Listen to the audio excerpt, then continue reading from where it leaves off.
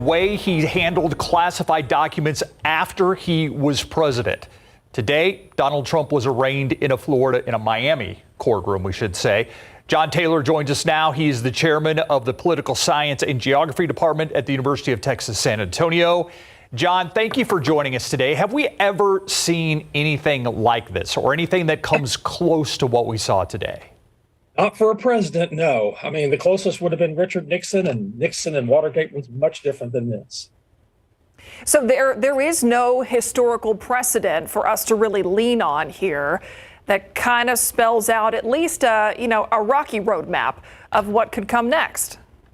Exactly. For a president, especially, or a former president, this is just completely out of our experience range. We're talking. I've had people ask me, "What if Trump gets convicted? If he goes to prison, can he run for president?" The answer is yes. Why? The Constitution doesn't speak to it. It just talks about being 35 and older. Now, there might be the question of the 14th Amendment and insurrection, but that would require Jack Smith going after Trump for January 6th.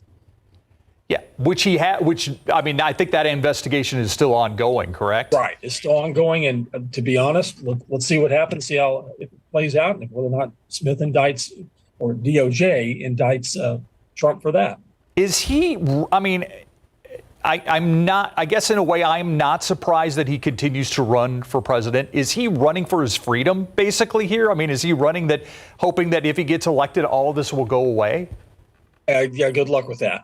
I think there is a point to be made that he did decide to run and decided to run or decided to announce he was running early, knowing full well he was going to be facing the prospect of what we saw today. Now, is he going to continue to run? Is he going to continue to fundraise? Absolutely. He sees no reason not to. In fact, tonight, in about roughly 25 minutes from now, he's going to give a speech from his place in New Jersey, where he'll likely come out very fiery and attacking and talking about the weaponization of the Justice Department, all that. I mean, this is a guy that's running for president, plain and simple. And I think that may surprise some people. There's, like you said, there is nothing that says that he cannot continue to run. Similar situation today as to when he was indicted, a fundraiser just hours after that. So he can continue to, run, even potentially take office if he were to win facing these legal challenges. Is that right? Then we're in really uncharted territory. What if you have a president-elect, who's sitting in a club fed, a federal prison? Basically, the question is, would he be able to execute the office? The answer is yes. He'd have to be able to execute his duties, which means he might have to set aside a prison sentence for him to become president and to be president. Then the question is, could he pardon himself? The answer is probably not. Courts would probably reject that. Congress would probably reject it. And we'd be back to potentially a third impeachment of Trump. What can we learn from Republican reactions? I mean, Texas Senator Ted Cruz came out in support of Donald Trump. The governor has come out in support of Donald Trump. But in recent days, we have seen some of his opponents kind of on the attack against Trump and what they have seen in some of these classified documents, and about face really for people like Nikki Haley, not so much for somebody like Chris Christie or Tim Scott. Right. It's interesting to see how all of a sudden some Republicans, and even in the U.S. Senate, you've got Senate members and the leadership of the Senate. Mitch McConnell has not said a word. So it's kind of fascinating that Nikki Haley is an example where it's like, wait a minute, I said these things on Saturday or Sunday and hearing about it. But now actually reading the documents and the indictment, she's like, wait, this is a national security issue. This is much more serious, and we should definitely hold off before we say anything. Meanwhile, we haven't heard anything from the current president, President Joe Biden, reacting to this indictment and arraignment. What do you make of that? Prudent on his part. I think it's best for him not to say anything. Right now, he's going to let the Justice Department handle this. He is, I think, very smart not to involve himself. Now, that said, this is not like eventually he's not going to say anything. But as it stands now, I think it's best not to say a word. What about the allegations that are out there, John, that Biden had something to do with it, that he put his thumb on the scale here and asked Trump to be targeted? Good luck with that. The Justice Department has been investigating this for a while. This is not something that Joe Biden can somehow say, call up the Attorney General and say, Merrick Garland, I want you to go after Trump. It doesn't work that way. There's a long-term process that's involved with an investigation and eventually coming up with potential charges. Going before a grand jury was in Florida. It was in Miami. This is not something that Biden had anything to do with. And it'll be interesting to think and to note here that once we get to a jury trial, don't forget, it requires a unanimous jury. It's always possible, even after going through all of this, there could be some juror member who decides that the weight of evidence doesn't support conviction of Trump. And there we'd be. Right, and it was actually a grand jury that indicted him, which was not Correct. the Department of Justice. It was not a judge. It was a grand jury. Correct. Is it too early to make anything of what you think this does to support of the former president? Looking outside that courtroom today, there was a crowd certainly out there, both, in support of what was happening, both against what was happening, the arraignment, but it wasn't quite as big as some might have thought. Not quite the crowd that I think a lot of people might have expected. Right. And I think there's maybe one big reason why. People remembering January 6th and now 1,000 plus convictions. They don't want to get involved in this regard. They may show up, they may protest, but this is why I don't think we saw much in the way of violence or even confrontations. That said, does this say something about Trump and the support? The answer is yes. I think you're going to see Trump supporters rally around former President Trump. I don't know if it ends up sucking the air out of the room for the other candidates. I think Trump visiting that Cuban restaurant after he left the federal courthouse was indicative of a guy who's saying, look, I'm still running for president and you guys got to deal with me. Yeah. John Taylor, chairman of the political science department at UTSA. Always appreciate your time, John. Happy to be here. You as well. We'll be right back.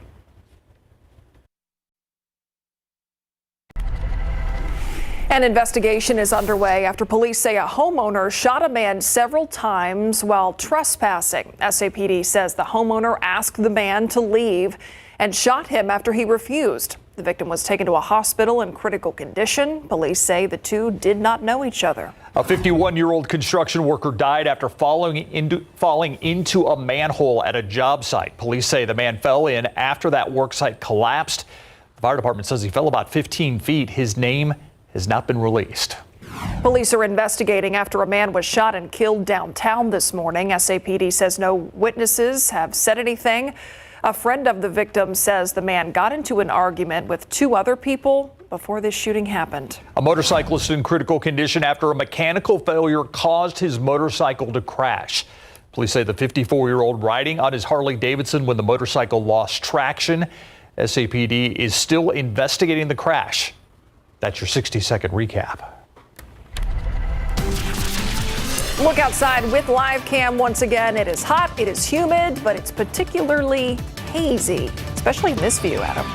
Super hazy out there today, especially earlier today. And I'm going to get into why we are seeing that. And even, some folks were saying they smelled some smoke. I'm going to tell you why you smelled smoke, not just because there was maybe a fire or burning nearby, but we're going to get into some of the science behind it as well and why it's standing out today opposed to other days. 94 right now, 90 degrees at 9 o'clock. By midnight, we're 81 degrees. We're going to get scientific, talk about inversions and much more. And of course, our heat. Yeah, it's going to be hot. It's going to get hotter. We'll get into that in a bit.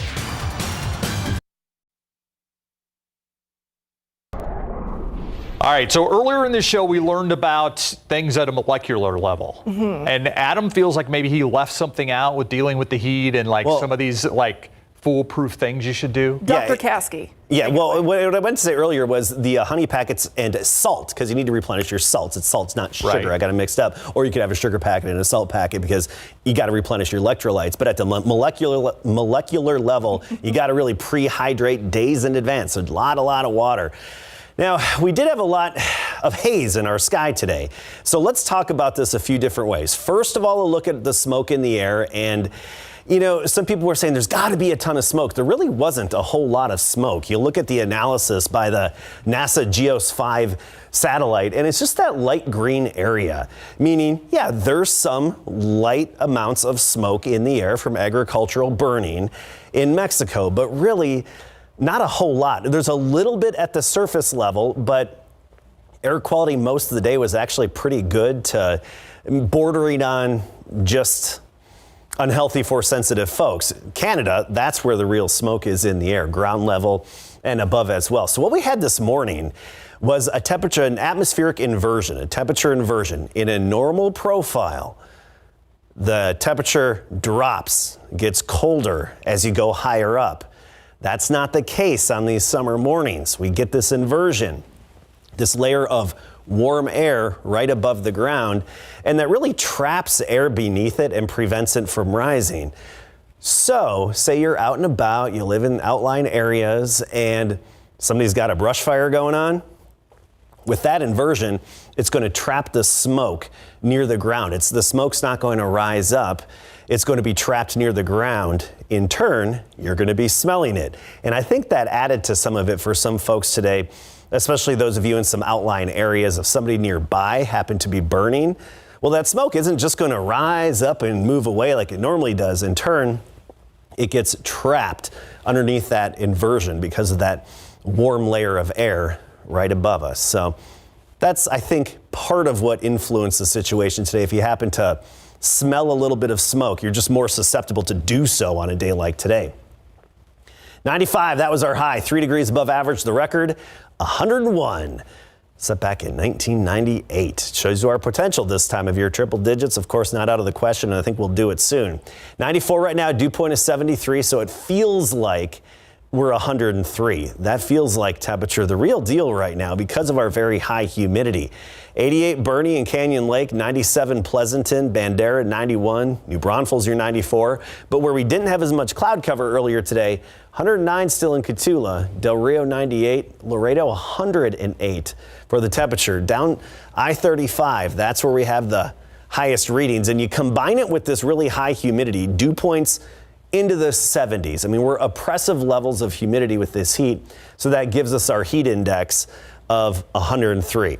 So that's the feels like temperature in San Antonio. Feels like 110 in Pleasanton, feels like 119 in Cotulla. I don't know about you, but I know the feels like is 103. Personally, I'd rather have an air temperature of 103 with no humidity, with no noticeable humidity. It's a trade-off. If the humidity drops, temperature is able to rise. If the humidity's higher, the air temperature is lower, but the feels like factor evens it all out basically in the end. Air temps right now, we mentioned mostly in the 90s, some 100s down I-35, some cooler air to the north, frontal boundary across North Texas. So we're not all dealing with this heat. There's actually still a good break in the heat off to the north and even some shower activity that's been going along that frontal boundary and some storms Dallas eastward, Texarkana and parts of southern Arkansas and northern Louisiana, even the northern panhandle. But we've got the upper level high in place. It's in charge, and it's going to stay in charge for a while. 78 tomorrow morning, 98 for the afternoon, but it's going to feel like it's about 107 later on in the day. It's going to feel even hotter than that in the typically warmer locations south of town, so keep that in mind. Low 100s, our forecast Thursday through the weekend and even into next week. All right. Thanks, Adam. The Buzz is up next. In the Buzz today, a big announcement about one of America's favorite game shows, Wheel of Fortune. Longtime host Pat Sajak tweeted he is stepping down as host when the 41st season of the show ends. The new season kicks off in September. Sajak is 76 years old, and he began hosting the game show in 1981, first in the daytime and then at night in 1983. It's going to be weird when he's gone. Yeah, very weird. Yeah, Sajak wrote, quote, "It's been a wonderful ride. He'll have more to say in the coming months." Now to the bonus round. An executive with Sony Pictures Television said Sajak will work as a consultant on the show for 3 years after his hosting duties end. All right. All right, let's do a rescued cat right now. Not just one cat. It's a kitten in Las Vegas that hit the jackpot last week. The tiny cat trapped on the side of a busy highway between a concrete barrier and fast-moving traffic. There you see the little guy. A Nevada state trooper responded to calls from concerned motorists.